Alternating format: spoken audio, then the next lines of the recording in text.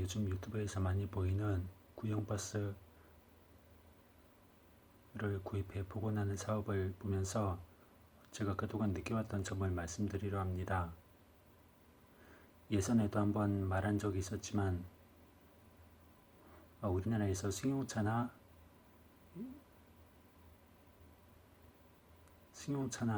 개인적인 자가용들은 많이 복원을 해왔지만 버스만큼은 유독 대접을 받지 못하는 나라가 우리나라예요. 그래서 제가 태어나기 전에도 봐왔던 버스랑 제가 태어난 무렵에 한창 운행하던 버스들도 아주 먼 지방이 아니면 조기에 대차되거나 아니면 수리 실적 사라진 경우가 많았어요. 제가 고등학교 다니던 2002년부터 2003년까지 부산 사상에는 마산으로 배차되던 한진고속에 BH122H가 있었습니다. 그 차는 저기 멀리 전라도의 트랜스타 무게차 다음으로 고별 지성기가 은근 많았을 그런 차였는데 아쉽게도 저는 정보 습득에 그때 어두운 나머지 차를 미처 타지를 못했어요. 사실 그때 110H 그 차는 말년은 채우고 있던 상태였답니다. 엔진 자체가 힘은 강했지만 실린더 수에 밀려서 실린더가 워낙에 많다 보니 보링을 자주 고쳐야 했고 그거를 정비사들이 자주 겪고 하다 보니까는 한진고속도 어쩔 수 없던 모양이었는지 그 차를 경상도권 안에서만 돌게 하다가 대차를 시킨 거예요. 아마 그때 로열 슈퍼가 얼마나 대단한 차이고 또 얼마나 파워가 좋은 버스인지 알았다면 탔을 테지만 전 그때 부모님도 외벌이었고 그래서 감히 부모님한테 손을 벌리기가 뭐한 나머지 그냥 나중에야 소식을 듣고 마음 한구석이 허전했던 기억이 나요. 비단 그 차 외에도 제가 살던 양산에는 은근히 올드버스들이 많았습니다. 지금도 기억나는 게 그 전에 양산에서 찍었던 BV123이랑 삼신교통의 로얄시티와 하이파워 또 말할 수는 없지만 그렇게 대우버스를 포함한 올드버스들이 각 지방 위주로 퍼져 있던 시기였답니다. 그래서 마카페 같은 곳도 둘러보면서 정보를 얻으려 했었는데 전 그때 다음에서 카페 활동을 시작한 때라서 어디에 어떤 버스가 있다 그런 걸 전혀 알아차리지 못했어요. 그래서 떠나보는 버스가 한두 대가 아니죠. 그런 것도 있고 아마 그때 대략 80년대 후반이나 90년대 초중반에 나왔던 버스들은 거의가 신의용이라고 해도 서울에서는 이미 말년을 채우고 있던 시기였을 거예요. 그리고 자가용 버스들은 부산에서 좀 떨어진 대구에 레어급 차량들이 많았던 것으로 전 기억을 합니다. 대표적으로 기억되는 게 한 상골 식당에 셔틀로 운행이 되던 로얄 슈퍼, 이거는 아쉽게도 2018년인가 19년에 배출가스 규제로 인해 사라졌어요. 그때 어느 정도 마력수도 좋았고 개인차 관리라 상태도 좋았던 것으로 기억하는데, 그리고 그에 비빌만한 버스로 한 통근 버스로 아시아에서 내놓았던 B909 시리즈가 있었죠. 그리고 현대 에어로 고상형, 초기형, 또 양산에서도 있었던 BV113 등이 대구에서 통근 아님 자가용으로 운행을 하던 시기였습니다. 그렇지만 지금은 거의 다 없어요. 이것들이. 일단 앞서 말했지만 로이어 슈퍼는 배출가스 규제로 사라졌고 909L은 아시는 분만 아실지 모르겠지만 아직 고여갈 수가 있는데 현대와 기아가 서로 보존권을 놓고 자리다툼하는 판에 소리 소문도 없이 갈려버렸다고 제 블로그에 어느 날 그 말을 하더라고요. 그래서 저는 한동안 이를 갈았던 생각이 납니다. 물론 저뿐만 아니라 오래된 버스 좋아하는 사람들은 다 그랬을 거예요. 특히나 909L은 먼저 타던 주인이 그 후 차주에게 남겨주고 잘 관리하라고 해서 아직까지 대구 시내를 막 우당당당당당당당 거리며 운행을 하던 차였답니다.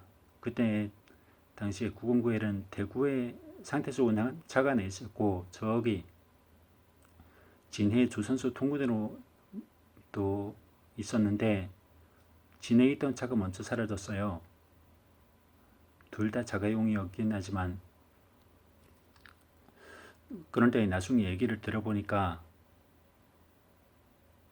대구에 있던 차도 어느 정도 정보 공개가 되고 소식이 알려지니까 막 마구잡이로 사람들이 몰려가서 그 차 어디 있냐고 캐물으면서 촬영했던 모양이에요. 그래서 차주도 처음에는 설마 내 차가 웹에서 까발려지겠어 생각을 하다가 나중에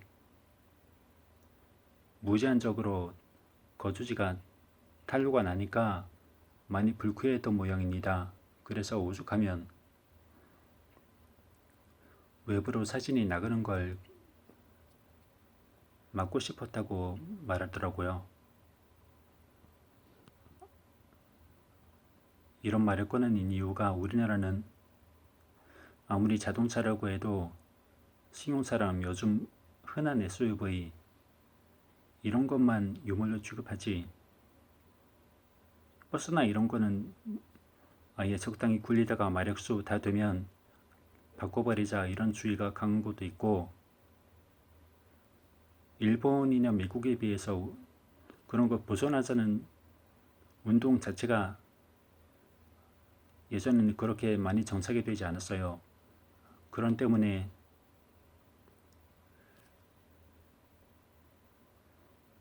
안타깝게 사라진 버스들이 많답니다. 그런데 이런 걸 말로만 외친다면 쉬워 보이지 사실 그 버스들도 처음 나올 때는 몇 천만 원대를 호가하였을 게 뻔해요.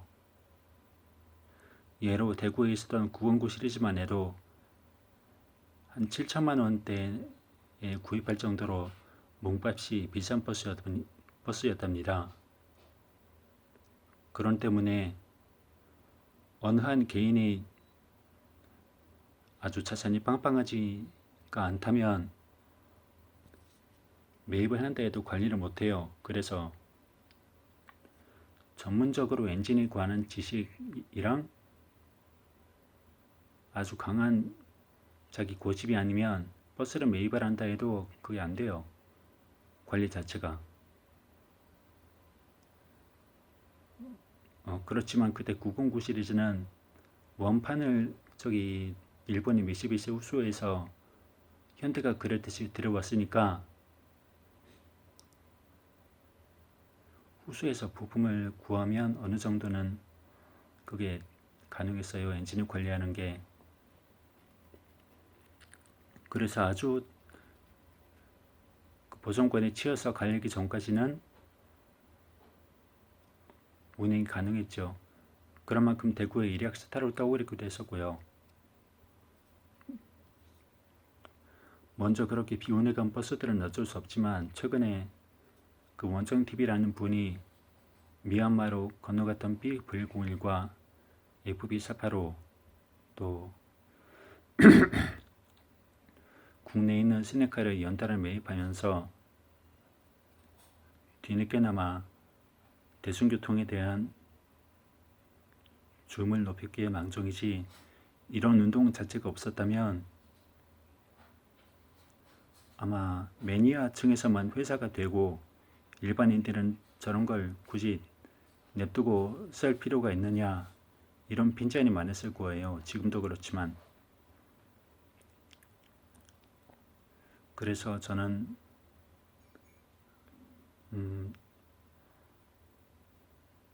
올해 총과 그분하고 인연이 닿아서 쭉 마음속으로 응원을 해주고 있는 편입니다. 특히 BF101은 저는 세안 시절에 나온 거 못 타보고 나중에 외눈박이는 타보긴 했지만 그때 감흥이 다시 살아나는 그런 기분도 들고 해서 무한정 응원을 해줬어요. 통화도 해봤고요. 사실 저만 그런 건지 모르겠지만 그렇게 자동차를 좋아하는 사람들 중에 일부 뉴트로 감성을 가진 분들도 존재를 한다면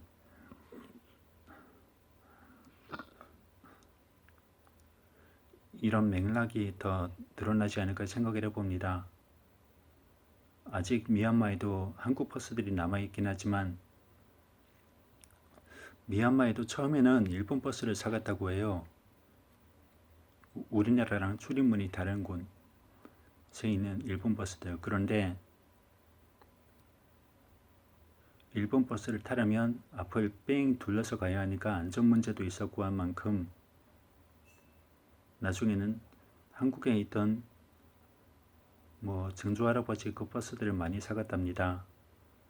아직도 수많은 차가 남아있긴 하지만 전 개인적으로는 RB520SL과 BR101 이런 것들이 추가로 한국에 매입이 됐으면 해요. 저는 완전히 그때 미얀마가 대구 다음으로 월드버스의 성지가 아닐까 하는 감격이 찬 적도 있었답니다. 앞으로 사업이 어떻게 진행될지 모르지만 이런 대운이 통한다면 우리나라도 언젠가는 대중교통 역사의 성지가 되지 않을까라는 생각을 남겨봅니다.